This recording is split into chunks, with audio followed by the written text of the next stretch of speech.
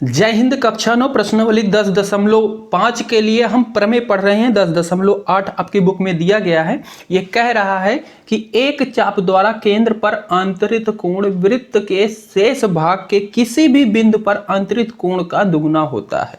ठीक है, इसका मतलब समझना, एक चाप, हमने एक चाप बना लिया, इसके द्वारा जो केंद्र पर कोण बनाया जा रहा है ये क्या होता है, दुगुना होता है इसके बाकी किसी भी बिंदु पर, यहां यहां यहां यहां कहीं भी ले लो, इस कोण का। ठीक है, मतलब ये कोण अगर ABC है, ठीक है, इसको सॉरी ACB है, तो ये क्या होगा, ये वाला कोण क्या होगा, AOB दुगुना होगा ACB का। ये चीज हमें सिद्ध करनी है। क्लियर बात? हाँ, तो हमने यहीं पे बिंदु लिया है एक और इस पे बना लिया है। समझ में आ गया? तो सबसे पहले इसमें जो दिया गया उसमें क्या लिखोगे हल में, कि एक वृत्त है जिसका केंद्र O है। ठीक है, जिसमें चाप AB है और AB चाप से केंद्र O पर एक कोण बनाया गया है और उसकी परिधि पर C बिंदु पर एक कोण बनाया गया है। इतना चीज आप दिया है में लिख सकते हो। ठीक है, उसके बाद सिद्ध जो करना है वो चीज आप लिखोगे कि आपको इसमें सिद्ध करना क्या है। तो इसमें हमें सिद्ध करना है कि ये वाला कोण यानी कि कोण AOB क्या है, दुगुना है किसका, इस वाले कोण का, दुगुना है कोण ACB का। ठीक है, अब इसमें रचना करेंगे। रचना हम क्या कर सकते हैं, रचना देखना क्या कर रहा हूं मैं, रचना में मैं एक लाइन खींच रहा हूं, कहां से, रे स्केल उठ जा, केंद्र से एक लाइन खींच रहा हूं इस बिंदु से, C से केंद्र पर, C से केंद्र पर और उसे थोड़ा सा आगे तक। हाँ, और इसको मैं P बोल दे रहा हूं जहां तक आगे तक गया है। क्लियर बात? रचना में मैं क्या कर रहा हूं, O को C से मिला रहा हूं, C को O से मिला रहा हूं और P तक ले जा रहा हूं। ये बात आप रचना में लिख दोगे। उपपत्ति में अब हम कर जो रहे हैं उसको सारा काम हम किस में करते हैं, उपपत्ति में। पॉइंट बना के लिखना होता है ना हमें प्रमेय सिद्ध करने वाली चीज।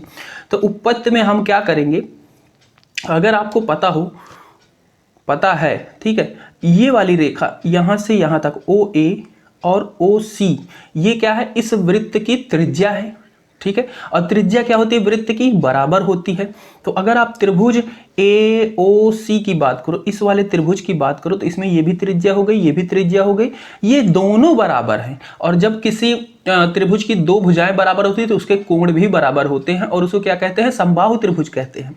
तो इसका ये भी भुजा और ये भी भुजा क्या है, बराबर है। तो यानी कि इसका ये वाला कोण और ये वाला कोण भी बराबर होगा, क्योंकि क्या है, समबाहु त्रिभुज के कोण बराबर होते हैं। समझ रहे हो यहां तक बात? तो यहां से हम लिख सकते हैं उपपत्ति में, सबसे पहले लिखेंगे त्रिभुज, उपपत्ति में किसके ऊपर हम बात कर रहे हैं, तो त्रिभुज AOC में। ठीक है, इसमें हमारा कोण OAC बराबर होगा कोण OCA। ठीक है, क्योंकि समबाहु त्रिभुज लिख देंगे, समबाहु त्रिभुज है, समबाहु त्रिभुज से। ठीक है, इसलिए ये क्या होगा, बराबर होगा।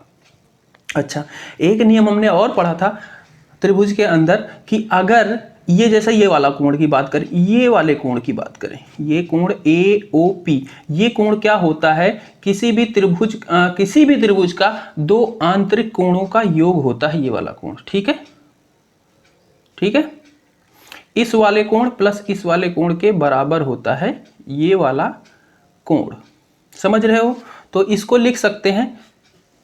ठीक है, ये वाला बाहिर कोण कहते थे ना त्रिभुज के अंदर, हमने पढ़ा था, ये क्या होता है, इस कोण और इस कोण के योग के बराबर हो सकता है। तो इसको होता है, तो इसको मैं लिख लेता हूं, कोण AOP बराबर कोण होगा इस कोण प्लस इस कोण। तो कोण OAC प्लस कोण OCA। ठीक है, अब हमने अभी यहीं पे देखा कि ये क्या है,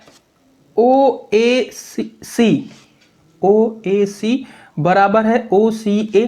तो क्या मैं OAC की जगह पे OCA लिख सकता हूं? बिल्कुल लिख सकता हूं। तो इसको लिख दूंगा OCA प्लस OCA। तो ये हो जाएगा 2OCA कोण कौन सा, AOP। इसको एक आप समीकरण बना के नोट करके लिख लोगे, पहला समीकरण बना लोगे।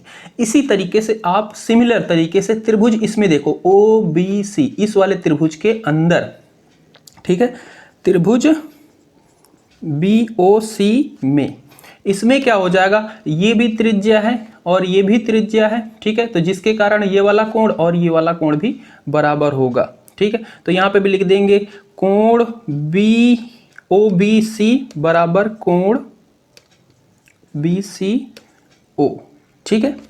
ये एक चीज हो गई, ये क्योंकि समबाहु त्रिभुज है, दो भुजाएं बराबर हैं तो समकोण कोण भी उसके बराबर होंगे। और इसी तरीके से ये वाला कोण भी क्या है, इस कोण और इस कोण के योग के बराबर होगा, तो इसको लिखेंगे कोण POB बराबर होगा कोण OCB प्लस कोण OBC के, ठीक है, OBC के। और यहां पे हमने देखा कि OBC बराबर है OCBCO के, तो यहां पे मैं लिख सकता हूं OBC की जगह पे BCO, OBC की जगह पे मैं लिख देता हूं BCO और इसको रहने देता हूं,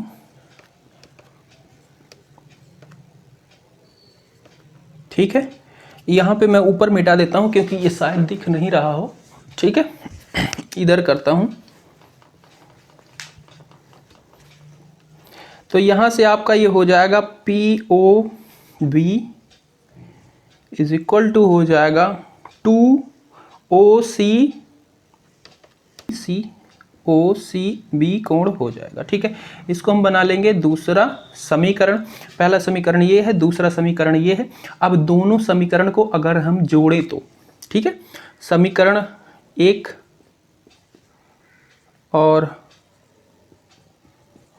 2 को जोड़ने पर तो ये वाला कोण आपका है, इसका देखो AOP और इधर है इसमें कोण POB बराबर हो जाएगा, इसमें है 2OCA प्लस इसमें है 2OCB, ठीक है। अब मैं नीचे का पूरा मिटा देता हूं, हमें इसकी जरूरत नहीं है। अब इसको ध्यान से देखना, ये कोण है AOP यानी कि ये वाला कोण प्लस POB यानी कि ये वाला कोण, यानी कि ये पूरा कोण की बात हो रही है। इन दोनों को जोड़े तो मैं ये पूरा कोण हो जाएगा, यानी कि मैं इसको लिख सकता हूं कोण AOB। ये पूरा कोण क्या है, AOB है, बराबर इधर क्या है 2, पहले बाहर निकाल लो, ठीक है, बाहर निकाल लेंगे, अंदर बचेगा OCA प्लस OCB। अब इन दोनों को देखो कहां पे, OCA ये वाला कोण यानी कि ये वाला कोण प्लस OCB यानी कि ये वाला कोण, तो इन दोनों को अगर जोड़ा जाएगा तो ये पूरा कोण बनेगा। तो मैं इसी पूरे को कोण को लिख सकता हूं ACB, तो यहां पे ये हो जाएगा 2ACB और इधर हो जाएगा AOB। और यही चीज हमें सिद्ध करनी थी कि ये वाले कोण क्या होता है, दुगुना होता है इस वाले कोण का, वो चीज हमने सिद्ध कर दी। तो ये इसकी थ्योरम थी और ये चीज हम आगे क्वेश्चंस में यूज करेंगे, कहीं पे भी आएगा तो हम लिख देंगे कि ये हमें प्रमेय से पता है कि ये वाला कोण क्या होता है, दुगुना होता है इसका।